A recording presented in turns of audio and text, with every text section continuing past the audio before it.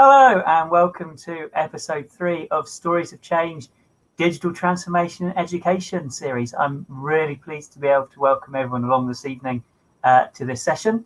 It's another warm Wednesday evening, so hopefully you've managed to be able to stay in, or even better, go out into the garden and enjoy something cold while watching this episode. And very welcome as well if you're getting us on YouTube on the catch-up service afterwards. So that's fantastic. In the live chat, I've said to people, please say hello, drop your Twitter handle in there, maybe share your favorite animal. And it's great to see that we have a red squirrel already as our, that's a brilliant red squirrel. What a fantastic choice of animal, like that. I've gone for a lion. I have learned something new about my system here that I'm using. When I write long messages, it splits them over a couple of messages, and I don't think they put them in the right order on the YouTube live chat this evening, but there we are. So very welcome. Thank you for being with us. And well, just a kind of little bit of information then about this evening. I'm going to start off. We've got Mr. Stringer with us as well. A panther. Oh, what a brilliant animal that is as well. I was looking for an emoji for a platypus, but there were no platypus emojis, so lion was as good as it got. So the plan for this evening, I'm going to talk a little bit about getting that digital transformation journey underway, and once we've done that, just starting to look at what's going to happen next. And then we have got Mark joining us.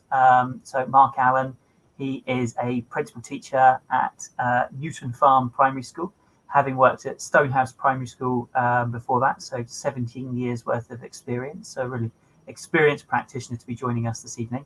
He's a Google certified trainer, so part of the South Lanarkshire group who all kind of trained together late last year and have kind of come on board during the first half of this year. So has been doing some really fantastic work. I just have seen that Karen has joined us. Very welcome, Karen. Thanks for coming along. Grey squirrels. No, they're like rats with big bushy tails. Can't have that, I'm afraid. Sorry, no offence, but Mark's also the ICT coordinator for his school, so driving all things digital forwards, which is really good, and really lovely story of change. So once we've had a bit of transformation from me, a bit of from Mark, we'll then have a little bit of Q&A. So if people have got questions and things, please do drop them in the chat as we go, and we'll try and pick them up and have that as a bit of discussion afterwards. So episode 1, if you haven't watched it, go and check it out on the channel. That very much focused about identifying your drivers for change. So what's the motivation? What's the purpose behind what you're trying to do with your digital transformation journey?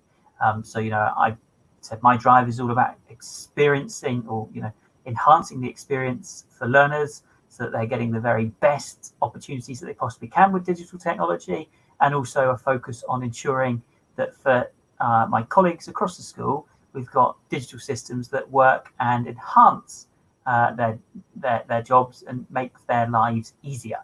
Because that's really what we want to do: harness the power of technology to be able to either make things easier or to make things better in terms of experience. So we then, in episode 2, had a little look at our starting point, so understanding the technology that we have already in the organisation, and trying to work out how that we can make best use of it. So is that group work with technology? Is that kind of flipping the classroom?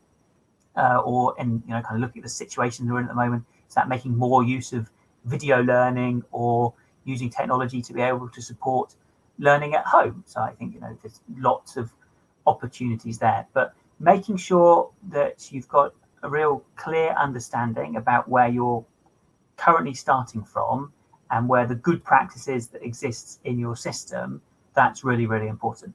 And it's also worth considering the devices that you currently have, because that's going to potentially inform what you're going to do in the future. So, when I think about starting a digital transformation journey, I certainly wouldn't say step 1 is go out and buy more devices. step one is to identify the devices that you have and work out how you're making best use of them. I see Leanne has just joined us. Welcome, Leanne. Thank you for coming along. We're doing favourite animals in the chat. If you have one, I'll bring it up if you're still watching. Okay, so let's look then at we're at that point where it's time to begin the digital transformation journey.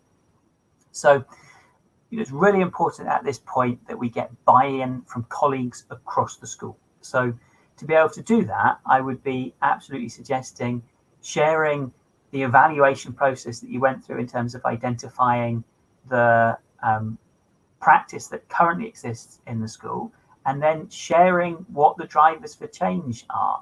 So, Leanne, giraffe. That is a tall animal, very, very tall. So, we want to be able to go, this is our rationale for embedding digital technology further into the curriculum. And I think a big driver for change, which is going to have occurred due to coronavirus and the likely blended learning model running from August, potentially, October, Christmas, we don't know how long that approach might be in place for. That in itself is a fantastic driver for change, because we want to be able to help create consistent experience for learners, whether they're in the classroom or in their home. And that might mean that actually an early on investment in technology is needed, because that's the technology that they're going to also have to use at home, because that they don't have the right type of technology to be able to undertake learning at home. So part of the beginning process, as well as bringing staff on board, explaining where you are now and what the rationale is behind change, might also be about having a digital transformation policy, a digital policy. And that's more than an acceptable user policy. It's more than explaining about how you will use technology. It's about getting people feeling a bit inspired and excited for change. And you're not going to be able to successfully lead digital transformation unless you have an enthusiasm and an excitement for the change that you're trying to make. And if it's a process that you're going through because you feel it's what you should be doing because other people are doing it, but you don't really know why you're doing it for your community, then I would suggest that the change isn't going to be hugely successful, and it probably isn't going to embed into practice. So you need to have an infectious enthusiasm to go, okay, this is why we want to use digital, and this is what we're going to do with it. How we're going to get people on board. So we're sharing those drivers, and we're sharing that vision for change. So I think a big place to start when we're going to undertake digital transformation is celebrating the existing practice, the interesting practice, the good practice, the potentially excellent practice that's happening across your school. So how are we recognizing what people are doing already, and how are we celebrating the work that they're doing? And I think it's really important that we amplify the work of people who are doing interesting things, because if we can share what we're doing, and we can share what is working, and we can share the learning that has already happened, then that is going to help people who are just starting their journeys be able to pick up good ideas and potentially avoid some of the downfalls that others have made in their journey. And I think one of the really nice things about the group of South Lanarkshire Council trainers that we've brought together is we've created a really supportive group where people are sharing resources and ideas, but also there's a community where we can amplify each other's work. And I also see this amplification of people doing interesting things with technology across my school community, and I think it's really nice. And actually, when I say school community, I can extend that to learning community as well. And it's really nice to see when, for example, we have a history teacher partnered with another school, and they've created a virtual jotter, and they're sharing the impact that's had on the children in their classroom. And then you've got other children in the learning community across cluster primary schools, sharing that they would like to create the same, to be able to help create consistent experience and embed technology that is obviously working. It's small changes to practice that can help make a big difference to learners. And I think, when we're thinking about celebrating the good practice and celebrating the interesting practice, it doesn't have to be something that's massive. Showing other colleagues something small and simple that is making a difference to the way they work, or is making a difference to their learner experience, that is going to be just as powerful as showing off massive projects. And in some respects, it might be even more powerful because it's relatable. And if people can relate to the success that other practitioners are having, and that they think they can replicate it, they can recreate it in their environment, then that's going to help them feel empowered and ambitious to do that. But I think one of the things we need to consider when we're starting that transformation journey is, what are the current gaps that we have? So that might be skill gaps, that might be knowledge gaps, that might be technical ability gaps. So knowing where the gaps are, yes, in our staff team, but also in our learners. So I think it's really important that we don't assume that young people, just because they use technology a lot, means they know how everything works. There's a lot of training that needs to go into that as well. So last week we spoke a little bit about this digital leader model. So empowering young people to be digital leaders means they can create training resources which will help staff. They can help support their other peers across the school, and it also gives them a sense of empowerment and a sense of belonging to the school community. This is what I'm giving back, and I think that's a really nice feeling to have. I see here that Karen's highlighted that working across sectors has been really powerful in the South Lanarkshire Council. I think that is absolutely right. Being able to learn from and with each other is really important. And I think we are learning new things every day, and we are very much trying to get the right delivery method, the right delivery style, the right delivery content.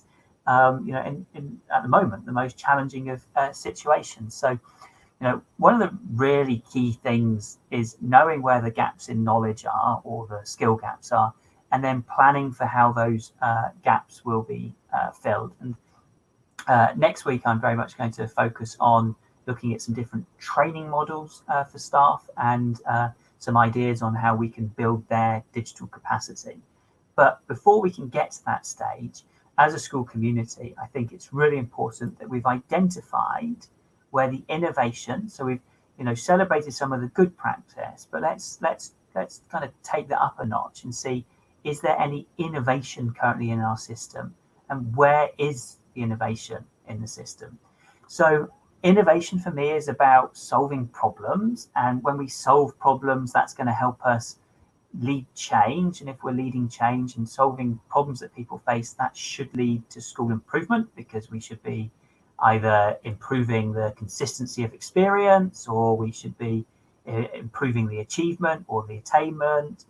And whatever the improvement is, if improvement is happening, then that's absolutely fantastic for the young people who are benefiting from it. And I also think it's good for the colleagues who are involved with that as well, because everyone likes to see things getting better or more efficient or more effective. And so, when we look back through history, for example, the typewriter or audiobooks, or if we become, to something slightly more recent, closed captions. So you could turn on closed captions during this live YouTube video, and it would write at the bottom of the screen what I'm saying, and it's happening almost in real time, and it's fairly accurate. Or audio description for television, voice controls. Quite a few people have got Alexas or Google Homes in their houses. So all of those pieces of technology have been developed over time as solutions for accessibility problems. So to help people, for instance, who are hard of seeing or blind or have visual impairment, or audio descriptor, some kind, that's obviously blindness as well. So all of those have come out of identifying a need for somebody else, and then finding a technological solution to fix that problem. But now they've all found much broader uses. So having a device at home that I can speak to that controls other parts of my house is really useful. Being able to turn on closed captions when I'm presenting is really useful if I'm working in an environment where there's other noise going on, so I can read the text on screen. And I certainly know for young people, when they're watching their YouTube videos, quite often they are now more often watching with captions on rather than captions off. So something that was quite specialist and was put in place to solve a particular problem has then become mainstream. So, it goes to show that, finding solutions today for people's problems can lead to, breakthroughs in technology for the future. So if we kind of bring that back to our, school focus, I know one of the really key bits of innovation that helped Larkhall Academy embed digital technology was the introduction of voice typing, and then providing voice typing lessons to all children as a mainstream universal support took the stigma away of voice typing for those children who really needed to learn to voice type because of the literacy barriers that they faced. So making sure we identify what changes and what innovation is happening in the system, and it's small changes that make things better for people. That's what I'm talking about when we're talking about innovation. Again, it's not about big projects. That is so important. So where you've got innovation, you are going to have an innovator or innovators in the system. So identifying your innovators, identifying the people who are going to be your catalyst for change, and empowering them is absolutely essential for the success of any digital transformation policy. And how complex that innovation is very much up to the person who is looking at and solving the problems. And I'm sure everybody can think of people in their schools who are leading change and innovating. So making sure we've got clear goals on what they're trying to achieve, the time and the space to be able to develop solutions to the problems that they're facing is really important. And not all innovation is going to be successful. So being comfortable that people might fail in innovation, that's okay. Being comfortable to be able to share what has been successful, but also being comfortable in sharing what hasn't been successful, creating a space where people can talk openly about what they've learned, helps further innovation in the system occur. So, we very much have to empower those innovators, empower the people who are finding solutions to the problems in the system, because they are the ones who are going to be able to support the digital transformation change, and probably be the ones who are going to support the other teachers and learners and staff across the community to be able to drive the change. So next week, more from me about the digital transformation questions and thoughts, some tips on how we're beginning to shift the culture and shift the pedagogy. Now we've got a clear idea of who the innovators are, and we've shared this idea and this policy and this vision for our digital transformation change, and done a bit of celebrating the success of where we are at the moment. But next we need to look at how we can train and support not just our colleagues across the school, but also how we train and support the young people so that they join us in this digital transformation journey. So next week it won't be the 8 o'clock slot on Wednesday night. I'm going to try a different time, but to be announced. So keep your eyes open on the social media channels, and we will certainly make sure that we advertise it out. So what I'm going to do is I'm going to bring Mark Allen in. Hello, Mark. How are you this evening? I'm fine, Ian. How's yourself? Yes, very well, very well. Really pleased that you could come along and join us to share your story of change. I've had a little look at the slide deck, and so I know people are in for a real treat.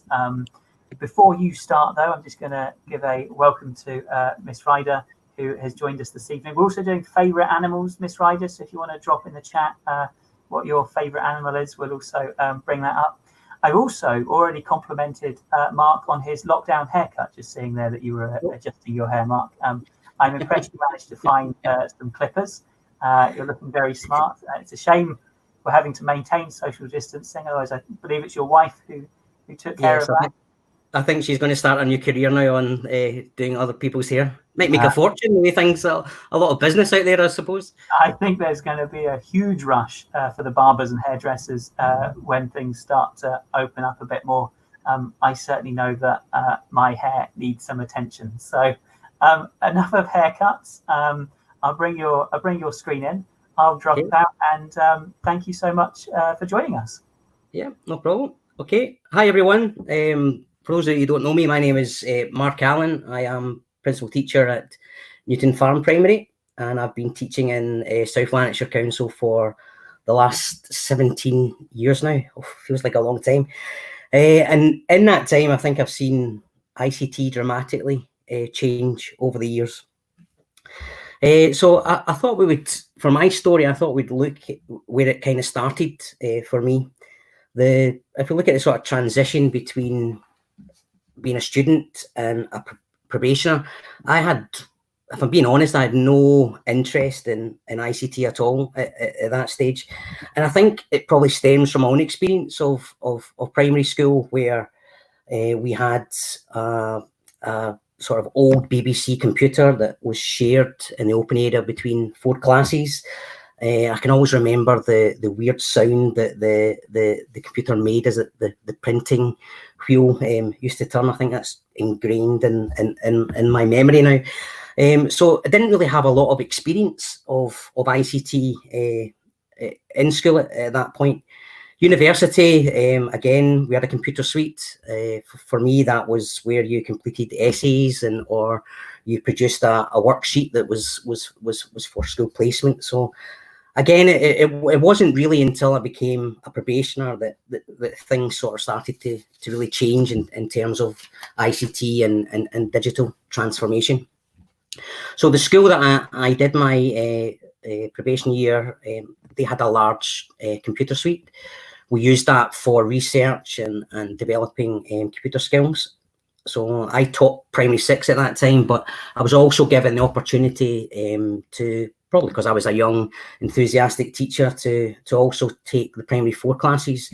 And there was teachers there that were close to retiring and weren't really confident in ICT. So I got the opportunity to do that.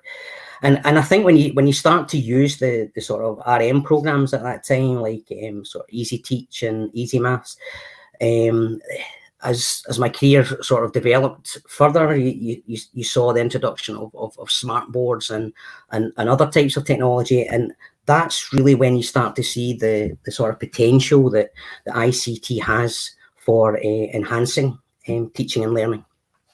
So that's when I sort of became hooked in ICT, which brings me on to moving into sort of games-based learning.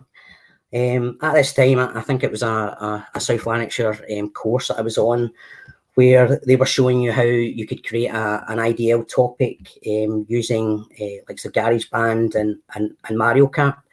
So this has gone back to about 2011, 2012. So we're having the London Olympics at that point. So I came up with the idea in my school at that point about using Mario and Sonic at the London Olympics, that game, to sort of have an ideal topic based on learning about the Olympics and learning about other countries. So I gave that idea to the head teacher, and she was very enthusiastic about it at the time and said, yeah, Mark, just go ahead. And I think that was the first probably time in my career where a head teacher had given me a lot of responsibility.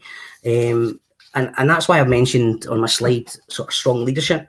I think when you're going through digital transformation, you really need to have that strong leadership from your head teacher, and to start from the top and build that down throughout the rest of the school. So it was also around about this time that I started to see the potential of iPads in classrooms. I only had 2 iPads within the entire school at this point, but you sort of got to see how that technology could support children and to become independent learners, and also to learn, do sort of collaborative learning within the class.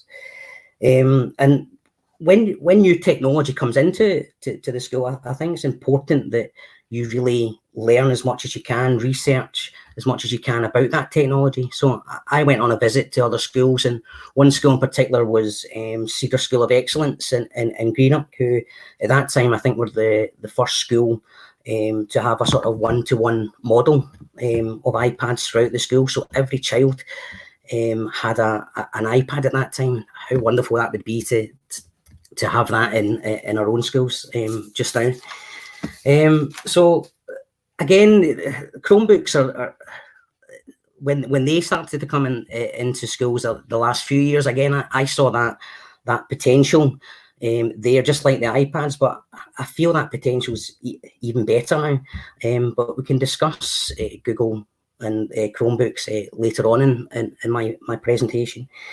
So that work that I did with iPads, I started to provide training to staff throughout my school, and through word of mouth, I started to deliver training across the authority in a number of schools, and that gave me the opportunity to become a development officer with South Lanarkshire Council.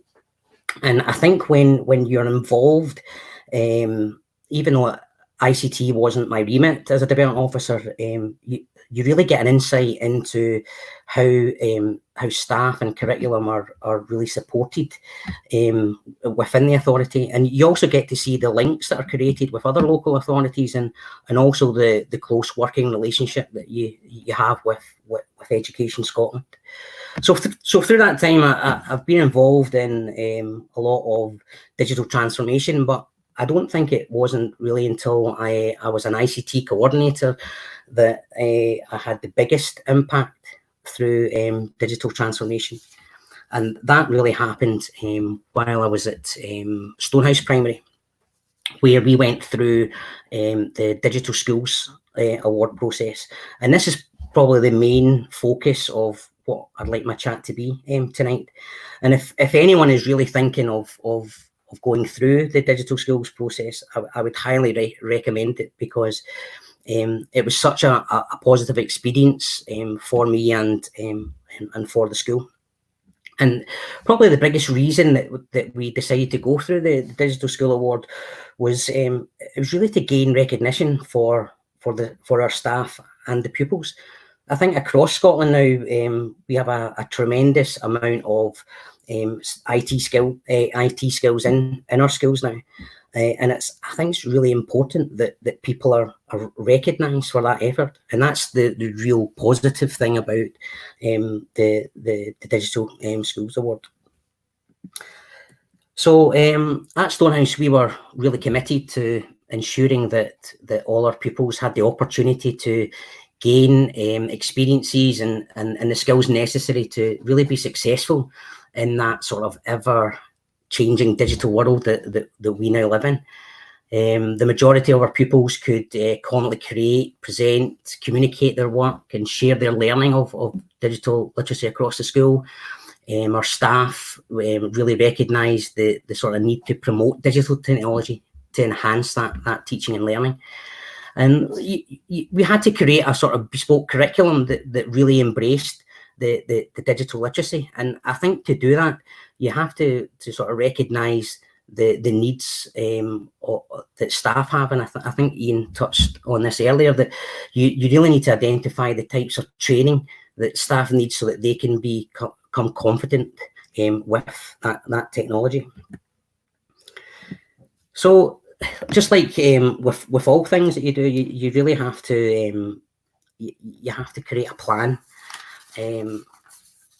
The plan that we started off with, we wanted to have whole school objectives, and from those objectives, we had three main areas. So the first area was about developing planning and improving confidence of ICT for all our stakeholders.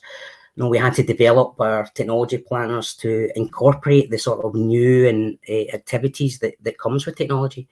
You know, technology changes thick and fast through time, and I think education finds it very hard at times to keep up with that. So we had to provide support to our teachers. We also completed an audit for our staff and our pupils, really to get engagement from them so that we could determine the needs and assess their confidence within ICT. We used the results from that audit to implement staff training that would develop sort of their own pedagogy in ICT and be responsive to the needs of our pupils at that time. We planned also to increase the number of devices, because the more devices you can use around the school, the confidence gains throughout the teachers and the pupils as well. We reviewed the software that was available in our school. We looked at other digital technology and resources that were also available. And when you're going through that process, I think it's important that you visit other schools and you become involved in sharing good practice. Now, at the time I was at Stonehouse Primary, and Ian will probably agree with this, but the learning community with Lark Hall have a long tradition of being involved in sharing good practice throughout all the primary schools within that cluster. Ian also touched on about sort of having big targets. What did you want to gain from it? Having a plan such as a digital plan that we created, and probably our main reason for doing it was also about increasing that pupil attainment within the school. So that would naturally increase with the amount of effort that we were doing in digital technology and the resources and devices that we were going to be using. But we took it a step further by we had an ERIC club that we identified pupils, probably our sort of peer pupils, that we could look at ways of really assisting within their learning.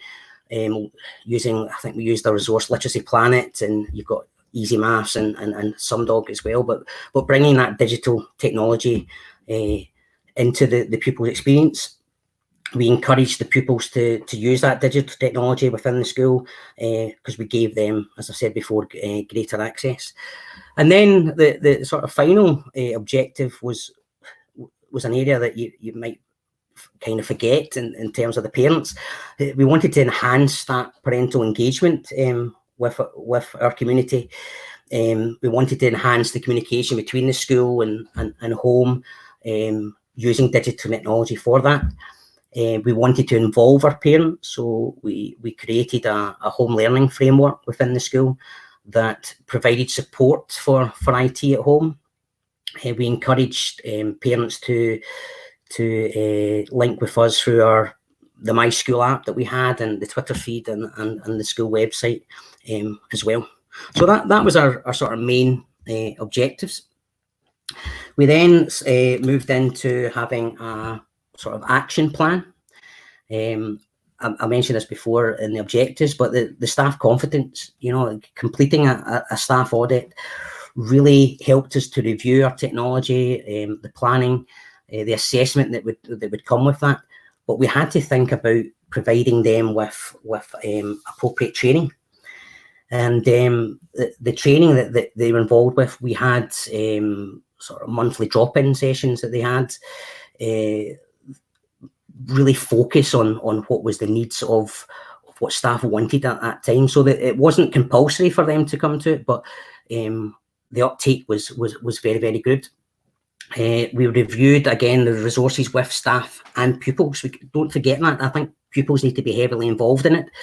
We liaised with the CQIS at South Lanarkshire and RM and the council IT about what were the new products that were available and what resources that we could use. And we purchased new hardware. I think we went up to about 75 iPads at that time. We also purchased Raspberry Pi devices. I think possibly Stonehouse was one of the first primary schools in South Lanarkshire to go down that road of Raspberry Pi. And this is maybe a good discussion point with your viewers, Ian, but when you have so many devices, what do you do with them? I know a lot of schools use a model where they would timetable the devices. So you might have like 30 devices in the class, and they might have it once a week or twice a week. I didn't want to go down that road. I felt we had a computer suite in Stonehouse that we could teach the computing skills, but I decided that it was more beneficial to have 5 devices spread around each classroom. So every class had 5 devices, but they had the option of going next door and borrowing the iPad so that it could be more than 5 devices. And with that way, you're developing the skills in the computer suite, but you're embedding those ICT skills within the classroom. I think you're absolutely right there, Mark, in terms of, how do I spread a limited number of devices around, multiple classes or classrooms? It's about understanding what works for the local context. So, I don't think you need every child necessarily to have a device of their own all the time. So, I guess I haven't been a huge advocate for one-to-one setups.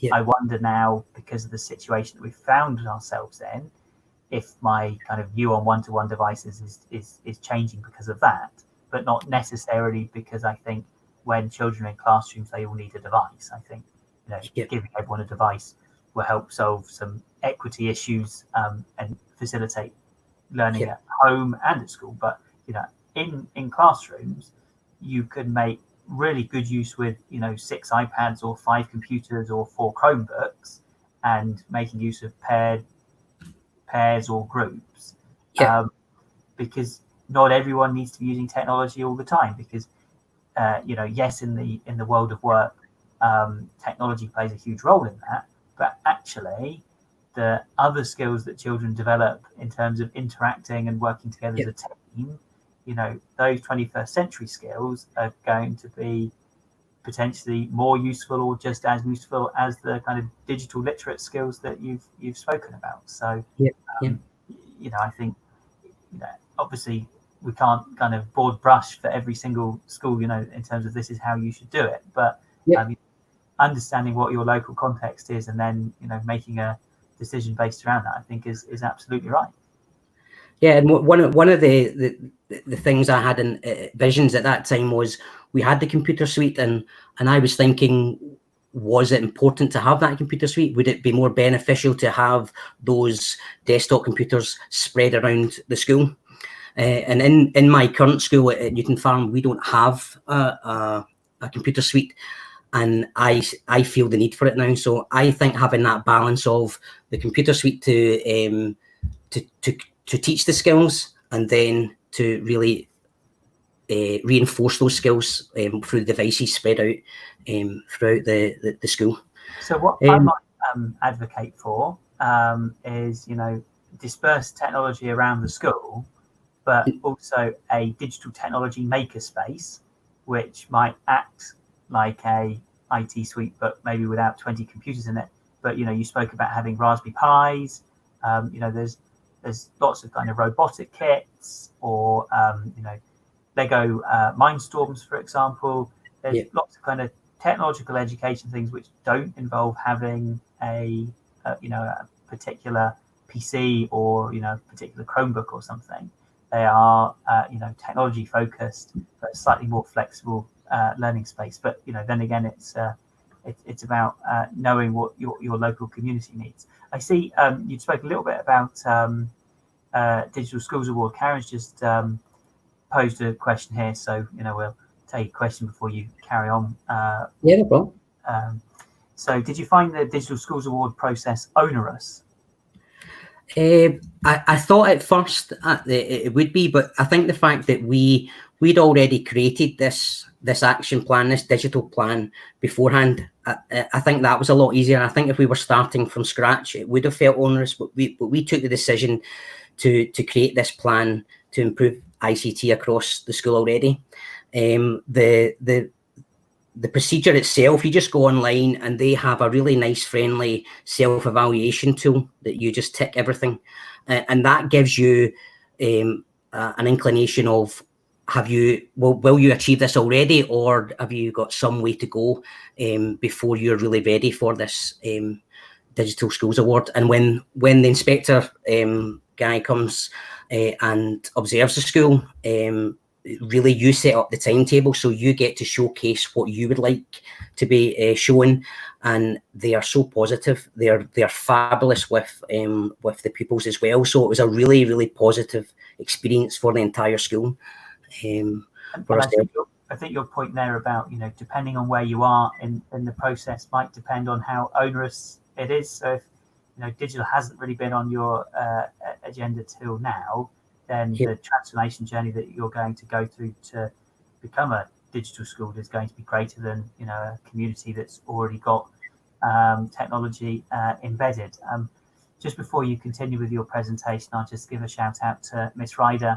And I think the animal that she's sharing there is a flamingo. So correct me if I'm wrong in the chat, but that looks lovely. Anyway, sir, all yours. No problem. So the next stage of our action plan was really what we were doing with the parental engagement. So we delivered several workshops throughout the school year, looking at safety, internet safety, looking at how you could use our IT resources, informing them about the Twitter, how they could use Twitter, how they could use the My School app. We also wanted to involve the parents, and I think this is the theme I've been mentioning quite a bit throughout my presentation, is about involving all stakeholders within the school, and parents do play a big part. So we wanted to involve them with the decision-making process of our equipment, and we did that through the Parent Council and the PTA. They were obviously going to help with the funding, so they played an important role of deciding what they felt was more suitable resources that the money could go towards. And again, as I said, we looked at ways to sort of communicate digitally with our parents, and that was the Twitter, the app, and also the school website. This is probably really important right now. It's about ensuring equality. Now, our digital technology plan that we created, a key part of that was the school's view of enabling all to achieve success. We've heard it all before with Curriculum for Excellence, and we wanted to make sure that our children had equal access within the school, regardless of their gender or their family circumstances. But that's in the school environment. It's really hard to do that at home, and we probably notice this now with the situation that we are just now with remote learning, is not all pupils have the access to technology or internet at home. So you have to be innovative in ways that you can support them. Now, within the school situation at Stonehouse, we created learning clubs and lunchtime clubs, home learning clubs. So they had access to their devices, and the school Wi-Fi was provided for them. Again, the parental workshops were really good here, because we wanted to improve the digital skills and confidence of parents, their digital skills that they had. And we also liaised with, we had 3 ASN-based classes, so we liaised with the specialist teams in ASN of how we could use iPads and other technologies to support our ASN children. And then the last part of the whole process is really reviewing what's going on. We produce learning outcomes, so our learning outcomes were focused on what we did for staff, what we did for the pupils, and what we did for parents and the wider community. And we created a sort of tick list, and you could tick it off everything that you achieved. And then you're sharing that evidence with staff, with parents, and also the people that came from the digital schools. And we really we made a commitment that we would review this plan annually, because technology changes so quickly nowadays. So we felt that things had to be reviewed annually so that we could make changes to that. So what's next for where I am just now? So I'm currently at Newton Farm. I would hope to kind of replicate the work that I already did at Stonehouse, but I can't expect everything to to be the same for this school as it was at Stonehouse, because we have different needs. The staff have different needs. But it would be good if we could get to the stage where we were ready for our digital schools award as well. You touched on this last week, Ian. Currently, just now, I've been working with our primary sixes for them to become digital leaders and how they can transfer those skills across the school. I think when it's really important when you're going through digital transformation that the school improvement plan technology is embedded into that school improvement plan. I think it's the only way that you can get staff fully on board and fully part of the process. You have other priorities, and you really need the focus there. So I think it's important that it's in the school improvement plan. And hopefully after the summer, if things go to plan, when we go back to some form of normality, we go through the refresh process where we will increase the amount of devices that we'll have, because we are such a large school at Newton Farm, and that's going to have even more challenges now with how we distribute the devices and the impact that might have on the likes of Wi-Fi. But I'm pretty sure all schools kind of go that. And to finish up, where am I on the journey just now? The process that I've been the last several months through the Google program has really enabled me to support staff. You know, we've all created the how-to videos on Screencastify to support staff at this time. I've continued to really get involved in the SLC initiatives and a commitment to not just support people in my own school, but really across the wider authority. And sort of to finish up, in August, the way that we teach is probably going to change dramatically. But I think it's important not to really be scared about that process. It's about rising to the challenge. You know, we use that experience that we've gained through the certified trainer program to really flourish in that ever-changing digital world that we now live in. And that's really me at the end of the story. It's back across to Ian now. Lovely, thank you very much, Mark. It's really hard, isn't it, when you're presenting to yourself, and it's not like when you present to an audience. Normally, you get some kind of feedback, or you can see people falling asleep, and not that anyone was falling asleep during that, because that was very good. But you pick up on that energy, and I actually think it's the same when we're doing the teaching at home, or the working from home to create asynchronous learning videos. I think sometimes it's difficult to keep the momentum and energy up at home, because it's challenging not having a class of children in front of you and being able to kind of spark off their energy and enthusiasm and excitement. Because I'm in teaching because I like working with children, and yes, sometimes do they present in really challenging ways and drive you bonkers, and but they also make you laugh and help with the help with bringing that whole experience to the classroom. So you would talk a little bit about your digital leaders. Did they get a badge or anything?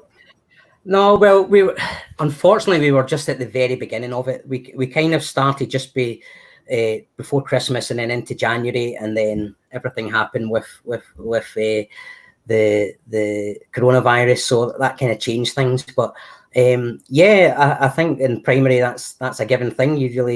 Everyone gets a badge or an award, similar to what you've got this week. I hear that you've congratulations in order for a Scottish Education Awards. I hear.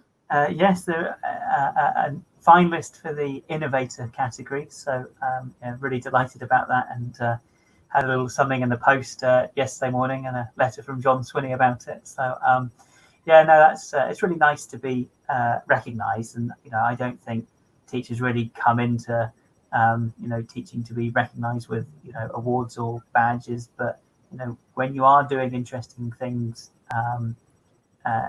in your classroom or across your learning community, it is nice for that to be recognised. And I think that's one of the really good things about these stories of change is that we're creating a permanent record where we can recognise people's work across their communities, because you're doing excellent work, and I see here that Karen has acknowledged that, saying big asset to SLC. Maybe you'll be an innovator next.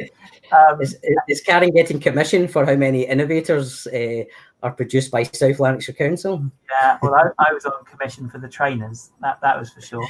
So, and I know I said I was looking for 20 trainers for 2020, and I think we're sat on 19 Google certified trainers across the local authority at the moment, and I'd like to think we'll get three more maybe this month, and maybe a few more before we return in August. So if we can exceed that target, then that would be fantastic. So the digital leaders there, I kind of joked about a badge, but I do think kind of more seriously, potentially across our trainer network, we could look at creating a digital leader program that means we haven't got people individually creating their own experiences, because I think getting young people involved with the transformation journey, when you do go through something like that Digital Schools Awards process, having the children come in and talk to the validators about their experiences.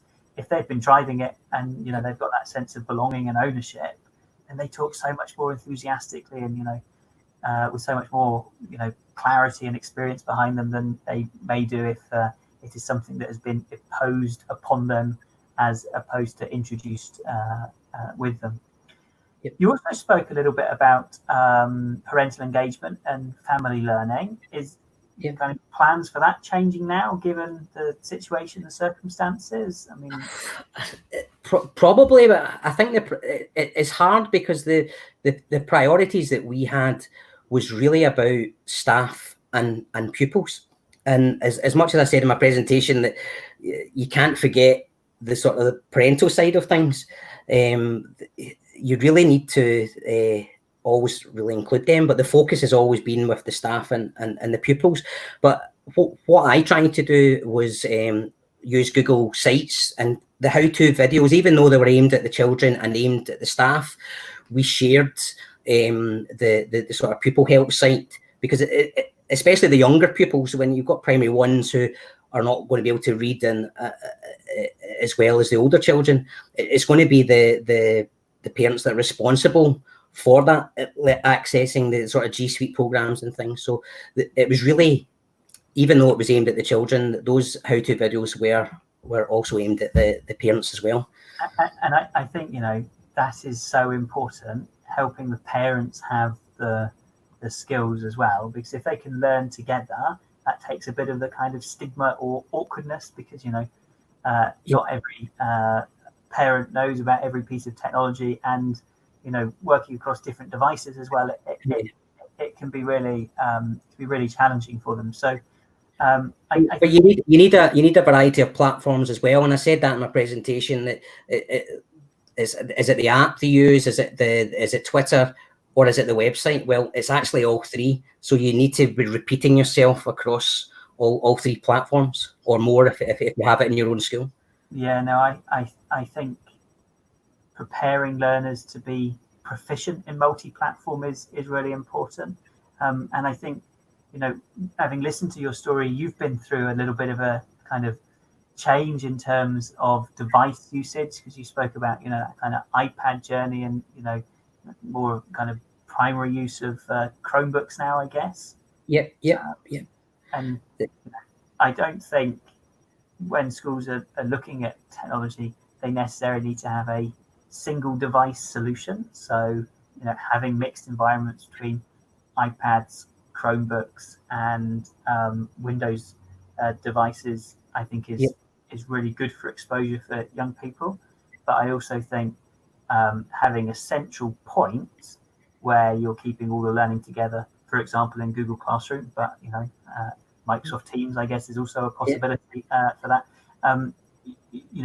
That they both work multi-platform, so being able to use the same learning environment but across multiple platforms, I think that's really important and quite a skill to develop as well.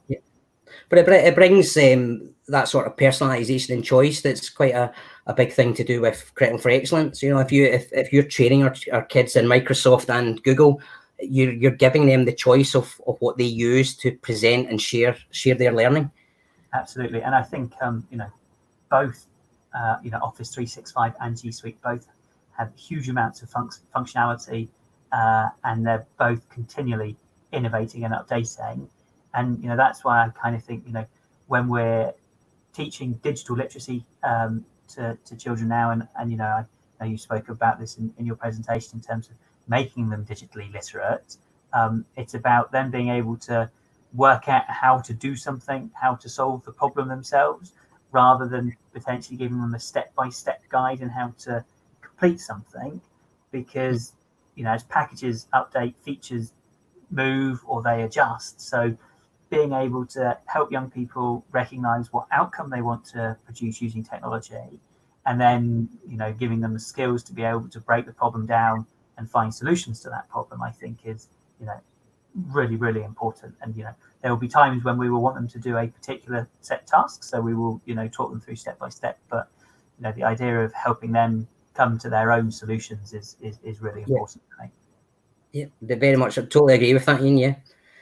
Cool. So all the live. Oh, I've noticed I've got a spelling mistake on my banner. I'm going to try that again. So let's see if I press this button here. So if you've been watching this evening, I even checked that as well. Karen will be able to vouch that my proofreading skills sometimes need some work. So bit.ly stream 0306, because it is the 3rd of June, which is the 155th day of the year. Interesting fact for you there. Very cool. Alan. Yes. 3rd day of summer as well. So all our live streams, we've been collecting feedback. So please do go and fill in that short Google form. Actually, some people, when they've put questions in, they've had maybe a problem or they've wanted to know more. I've tried to follow up with those as well. So even if you're watching this on catch up, I do drop in on the feedbacks every so often. So you might not get an email immediately, but if you're looking for help with something, then we're more than happy to try and reach out and help with that. So I guess all that's left me to do is to say we'll have more stories of change coming up between now and the end of term. And I'm not sure what date and time they're going to be next week, but it will happen sometime, but probably not at 8 o'clock on a Wednesday evening, because every week it has been so lovely outside. I'm going to go in and try and enjoy some of that sun. A big thank you to Mark for giving up his time and telling the story. It was really interesting to hear about the work that's happened across his career at Stonehouse and now at Newton Farm. And going to wish you well with that, because I think your digital leaders that are coming and the learning at home that is planned, with the blended style of being in school, I think will be really good. So very best of luck with that, and thank you very much for watching, everyone. See you soon. Bye. Bye now. Thank you. Bye.